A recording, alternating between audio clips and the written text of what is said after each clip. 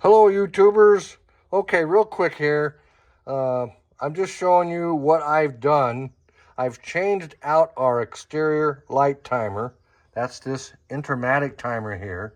It's an analog timer to a Tork digital, a digital time switch. And it works really good. I'm following a list here of things I want to go over with you. I'm trying to make this video as short as possible, but it's somewhat involved. The reason I chose this, I've been wanting to find a timer for quite some time now that doesn't have to be constantly maintained. By that I mean this timer here, it's a great timer. It's an intermatic timer and it still works, but it has no battery backup, and I was constantly having to adjust the time. If the power went out, I'd have to come out and adjust it for that. The change of seasons, I had to adjust it for that. Daylight savings time, I had to adjust it for that. So it was a constant upkeep, and sometimes the lights would go on at like 5 o'clock in the summertime because I hadn't set it for, since I did it for winter time. So it's not self-adjusting really.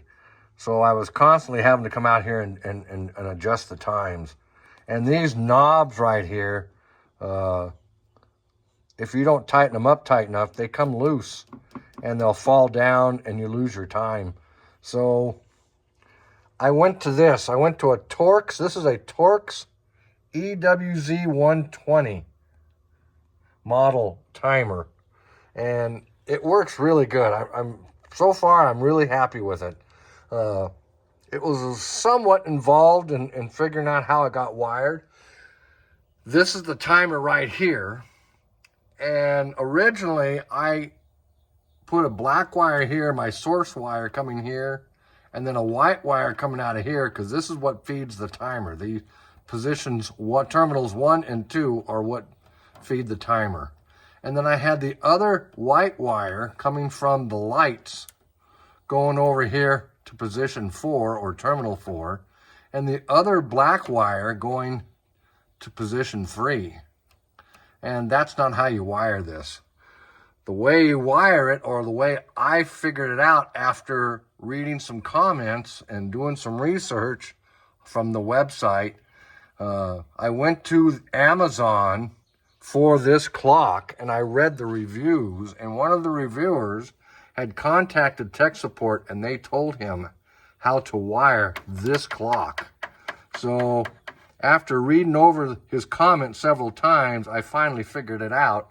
And okay, so that's how I wired it. This is the diagram right here. This contact is normally closed for terminal 4. So when the power comes on, it switches over to number 5, terminal 5 right here, and stays on until the timer turns it off, and then it goes back to 4. So you can theoretically have something here as well, powering something during the day. I don't know what it would be, a motor, some lights that you want on during the day. And at night, if you want to shut off, it would click to terminal 5 and turn it off and turn another set of lights on or whatever you want it on. I don't have it set up that way. This diagram doesn't show it, but this one does. I pulled this down off the website, the Tork website, and it shows a jumper. As you can see, the one circled for the EXZ120, it has a jumper that goes from 1 to 3. And the reason for that is this is a dry contact. So it needs an external supply to power these contacts. So the source wire is coming up from the source, from the plug. And then I have a jumper, as you can see, going from 1 to 3. And that powers the tap on this contact right here. So now I've got power. So then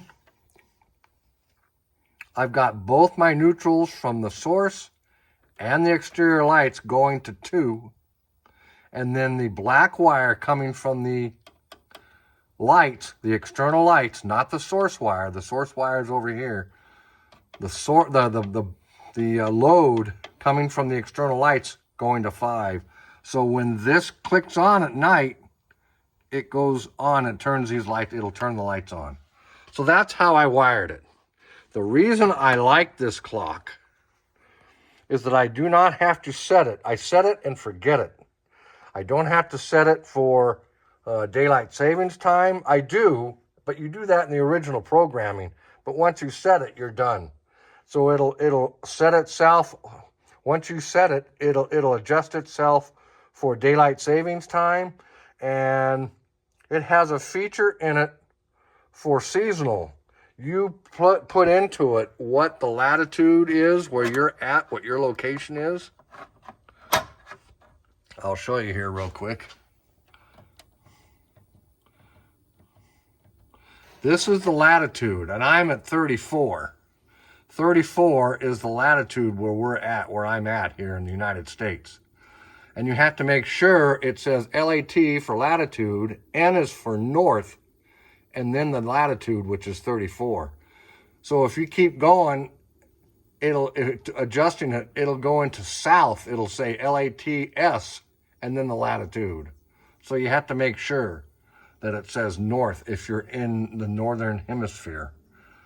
So what this does is this clock follows the sun going across the sky throughout the seasons, and it adjusts itself for that time. So I don't have to worry about adjusting it like I did with the other timer.